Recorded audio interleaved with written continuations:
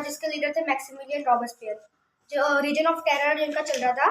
तो उसका क्या होता है, जैसे हम लोगों ने पढ़ा था, वो जो मैक्सिमिलियन रॉबस्पियर था वो बहुत ज़्यादा हार्ड रूल कर रहा था, तो उसको गुलिटाइन कर दिया जाता है। तो इसके अब क्या होता है, जो जैकोबिन क्लब होता है उसका फॉल डाउन होता है। अब जब जैकोबिन का फॉल डाउन हो जाता है तो जो मिडिल क्लास होते हैं, मतलब जो एक तरह से थर्ड स्टेज में जो बिग बिजनेसमैन और वेल्दियर पर्सन होते हैं, उनके पास एक मौका होता है कि पावर को सीज करने का। यहाँ पे एक डायरेक्टरी बनती है जो कि एग्जीक्यूटिव होता है 5 मेंबर्स का। अब इसमें ये 5 मेंबर्स की इसलिए बनाई जाती है क्योंकि जैसे कि इधर हुआ था रीजन ऑफ टेरर में कि जो जैकोबिन क्लब के लीडर थे मैक्सिमिलियन रॉबस्पियर, वो कंसंट्रेशन ऑफ पावर सिर्फ एक पर्सन के हाथ पे थी, तो जो वो चाह रहा था वो हो रहा है। लेकिन यहाँ 5 लोगों को इसलिए चला गया ताकि मतलब वो अपने आप में कंसल्ट करके चीज़ें कर पाए। तो ये डायरेक्टरी जो हुई थी ये 26 अक्टूबर 1795 से हुई थी। लेकिन होता क्या था, बीच बीच में ना इनका फ्रीक्वेंट क्लैश होते थे, मतलब जो ये 5 डायरेक्टर्स हैं इन सबके भी क्लैश होते थे, किसके साथ, लेजिस्लेटिव काउंसिल्स के साथ, जो कि क्या पॉलिटिकल इंस्टेबिलिटी, मतलब पॉलिटिकल इंस्टेबिलिटी को लड़खड़ा जाता था। तो अब जब डायरेक्टरी नहीं चल रही थी तो फिर जो मिलिट्री थी उसमें एक बहुत बड़ा नाम था जिसका नाम था नेपोलियन बोनापार्ट। उनका क्या था, अब जब ये पॉलिटिकल इंस्टेबिलिटी हो रही थी, डायरेक्टर्स आपस में ही लेजिस्लेटिव से लड़ रहे थे, तो जो नेपोलियन बोनापार्ट थे उनके पास एक वे था क्या कि वो ना खुद अपना मतलब एक तरह से एम्परर बना ले। तो फिर नेपोलियन बोनापार्ट आते हैं जो उन्होंने ना डायरेक्टरी को एंड कर दिया था 1799 में, और फर्स्ट काउंसिल लेट और and become the first council and later crown himself as the emperor of France. फिर उन्होंने एंड कर दिया, वो खुद एक, फिर उसके बाद वो एम्परर बन गए थे। 1804 में उन्होंने एम्परर कर दिया और 1815 में वो वाटरलू से हार गए थे। इसमें इतना ही बताया।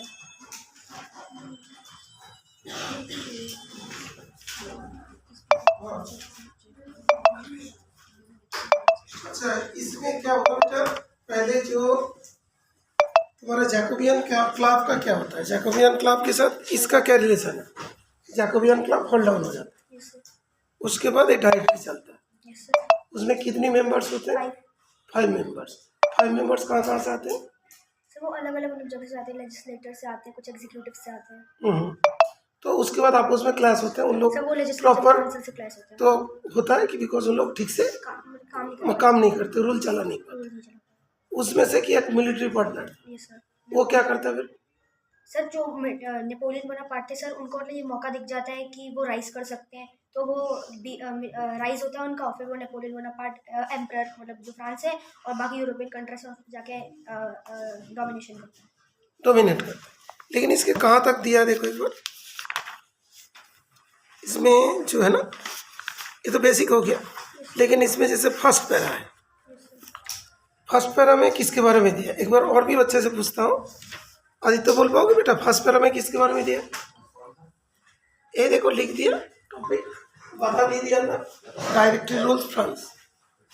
हाँ बोलो, फर्स्ट पैरा में किसके बारे में दिया? लिखा हुआ है बेटा, जल्दी आओ। सर इसमें ये था कि जैकोबिन क्लब था वो नॉन प्रॉस्पेरस पीपल के लिए था, लेकिन अब क्या हुआ, ये जैकोबिन को उसका लीडर रॉबस्पियर, मैक्सिमम रॉबस्पियर को जुलाई 1794 में उसको एग्जीक्यूट कर दिया है। तो अब वेल्दियर पर्सन थे जो पहले उनकी नेशनल असेंबली थी, उन्होंने अपनी पावर को सीज कर लिया, और उन्होंने फिर क्या हुआ, उसके बाद 2 लेजिस्लेटिव बनाए जाने लगे।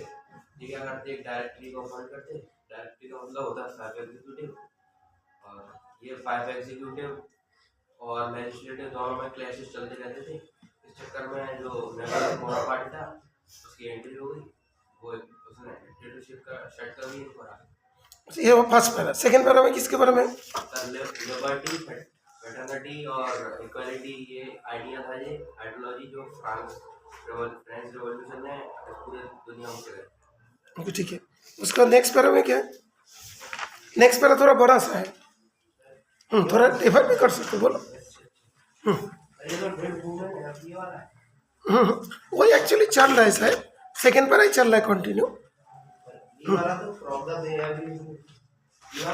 हाँ, ये जो through all this changes in the form of government, ideals of freedom, of equality before the law, fraternity, ये हो गया ना, ये छोटा सा पैरा। उसके बाद एक है from the very beginning women were active. हाँ बोलो सर, इसमें वो वुमेन थी, मतलब जो नॉन प्रॉस्पर मतलब जो गरीबों की होती थी तो वो लोग काम करने जाती थी प्रॉस्पर पीपल के यहाँ, जैसे कुछ लॉर्ड ऐसे फ्लावर बेचती थी, कपड़े धोती थी या खाना बनाती थी प्रॉस्पर लोग। और जो पैसे वालों की लोगों की बेटी होती थी उनकी तो शादी करवा दी जाती थी।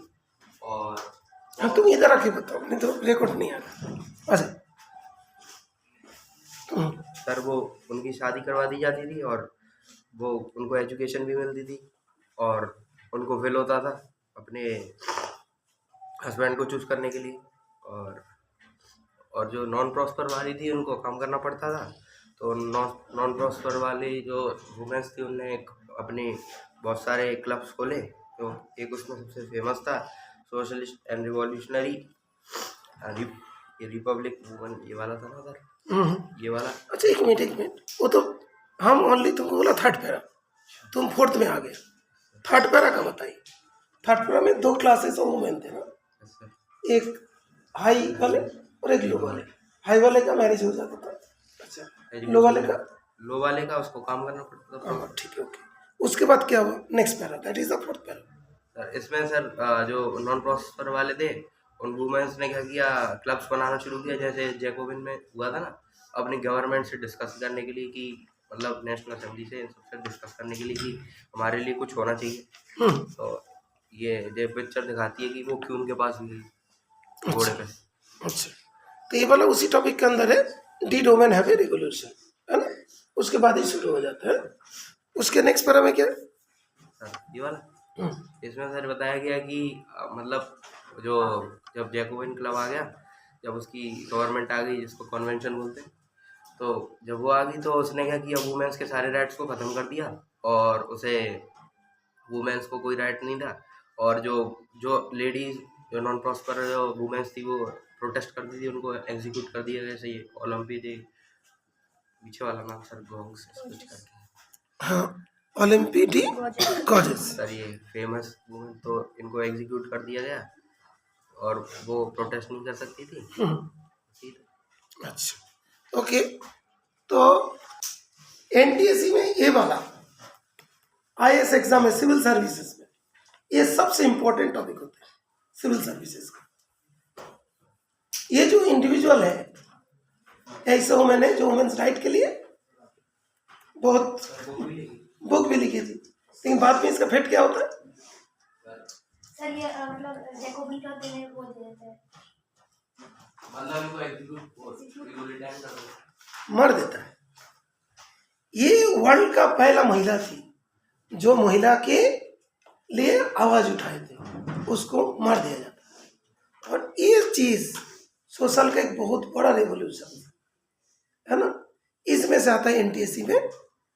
सब कभी भी तुम सिविल सर्विसेज एग्जाम्स के लिए सोचोगे तो देखोगे ये चीज तुमको पढ़ना पड़ेगा। Okay understand. तो ये हो गया। इसके